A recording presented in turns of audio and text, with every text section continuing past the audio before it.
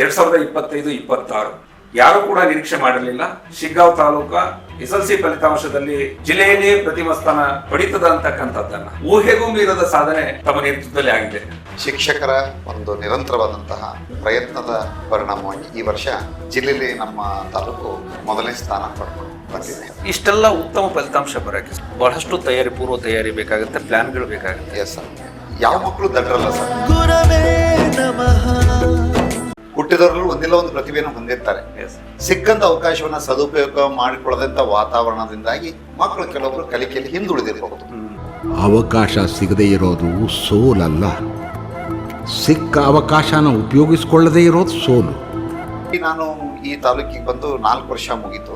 ಮೊದಲನೇ ವರ್ಷದಲ್ಲಿ 7ನೇ ಸ್ಥಾನ ರಿಸಲ್ಟ್ ಬಂತು, 2ನೇ ವರ್ಷದಲ್ಲಿ 6ನೇ ಸ್ಥಾನ ಬಂತು, 3ನೇ ವರ್ಷದಲ್ಲಿ 4ನೇ ಸ್ಥಾನ ಬಂತು, 4ನೇ ವರ್ಷದಲ್ಲಿ ಈ ಸರಿ ನಮ್ದು 1ನೇ ಸ್ಥಾನ ಬಂತು. ಅಲ್ಲ, ಈ ಪ್ರಿಪರೇಷನ್ ತಯಾರಿ ಹೇಗಿತ್ತು? ತಯಾರಿ ಹೇಗಿತ್ತು ಅಂದ್ರೆ ಸರ್, ಶಿಕ್ಷಕರು ಒಳ್ಳೆ ಪ್ರಯತ್ನ ಮಾಡಿದರೆ ಖಂಡಿತವಾಗಿನೂ ಮಕ್ಕಳಲ್ಲಿ ಅವರು ಒಳ್ಳೆ ಮಾತುಗಳನ್ನ ಬಿತ್ತಿ ಅವರಲ್ಲಿ ಒಂದು ಪ್ರೇರಣೆಯನ್ನು ಮೂಡಿಸ್ತಾರೆ. ಮಕ್ಕಳಿಗೆ ಏನಂದ್ರೆ ನಾನು ಕಲಿಕೆಯಲ್ಲಿ ಹಿಂದುಳಿದೀನಿ, ನಾನು ಬಡ ಕುಟುಂಬದ ಬಂದೀನಿ, ಹಿಂದುಳಿದ ವಾತಾವರಣದ ಬಂದೀನಿ, ಗ್ರಾಮಾಂತರ ಪ್ರದೇಶದಿಂದ ಬಂದೀನಿ, ನನ್ನ ಕಡೆಯಿಂದ ಆಗ್ತದೆ ಇಲ್ಲೋ ಅಂತ ತಿಳ್ಕೊಂಡು ಹೇಳಿ ಅವ್ರ ಮಕ್ಕಳು ಒಂದ್ ರೀತಿ ಕೇಳಿರಿಮೆ ಇರುತ್ತೆ ಕೆಲವೊಂದು ಮಕ್ಕಳಲ್ಲಿ.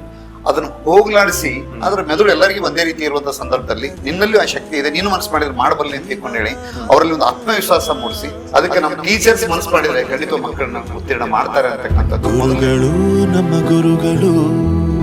ಯಾಕಂತ ಹೇಳಿದ್ರೆ ಕಷ್ಟಗಳನ್ನ ಕೂಡ ನೋಡ್ಕೊಂಡು ತಾವು ಜೀವನ ಮಾಡಿದ್ದು ಸರ್. ಏನಿಲ್ಲ, ಆಕ್ಚುಯಲ್ ನಮ್ದು ಬಡ ಕುಟುಂಬ, ನಮ್ಮ ಮನೆಯಾಗಿರ್ತಕ್ಕಂಥವ್ರೆಲ್ಲರೂ ವಿದ್ಯಾವಂತರೆ. ನಿಜವಾಗಿಯೂ ನಾನು ಶಿಕ್ಷಣ ಕಲಿಲಿಕ್ಕೆ ನನ್ನ ಪ್ರೇರಣೆ ನಮ್ಮ ತಾಯಿ.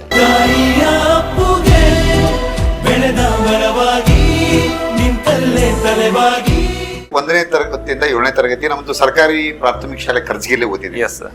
ಮುಂದೆ 8ರಿಂದ 10ನೇ ತರಗತಿ ಸರ್ಕಾರಿ ಪ್ರೌಢಶಾಲೆ ಕರ್ಜಿಗಿಲ್ಲಿ ಓದಿದ್ವಿ, ಗೌರ್ಮೆಂಟ್ ಸ್ಕೂಲ್. ಆ ಸಂದರ್ಭದಲ್ಲಿ ತಾವು SLC ಓದುವಾಗ ಒಬ್ರು ತಮಗೆ ಪ್ರೇರಣೆ ಆಗಿ ಬರ್ತಾರೆ ವ್ಯಕ್ತಿ, ಸೊ ವಿಜಯ್ ಕುಮಾರ್ ಕುಲಕರ್ಣಿ ಅಂತ. ಸರ್, ನನ್ನ ವಿಚಾರ ಏನು ಅಂದ್ರೆ, ಒಬ್ಬ ವಿದ್ಯಾರ್ಥಿ ಜೀವನದಲ್ಲಿ ಪ್ರಭಾವ ಬೀರುವಂತವ್ರು ನನ್ನ ಪ್ರಕಾರ ತಂದೆ ತಾಯಿಗಳು ಪ್ರಭಾವ ಬೀರ್ತಾರೆ, ಜೊತೆಗೆ ಟೀಚರ್ಸ್ ಖಂಡಿತ ಪ್ರಭಾವ ಬೀರ್ತಾರೆ. ಅದ್ರ ಜೊತೆಗೆ ಒಬ್ಬ ಹುಡುಗ ತುಂಬಾ ಚೆನ್ನಾಗಿ ಬೆಳಿಬೇಕಾದ್ರೆ ಅವನ ಹಿಂದೆ ಬಹಳ ಪ್ರಭಾವ ಬೀರುವಂತ ವ್ಯಕ್ತಿಗಳಂದ್ರೆ ಫ್ರೆಂಡ್ಸ್ ಅಂತ ಹೇಳ್ಬೋದು. ನಿಜವಾಗಿಯೂ ನಾನು ಎಲ್ಲ ಕಡೆ ಹೋದಲ್ಲಿ ಹೇಳ್ತಿರ್ತೇನೆ, ಸ್ನೇಹಿತರು ಒಳ್ಳೆಯವರು ಸಿಕ್ಕರೆ ಚೆನ್ನಾಗಿ ಬೆಳೀತಾರೆ ಅನ್ನೋದು ಉದಾಹರಣೆ ನಾನೇ ಆಗಿದ್ದೀನಿ.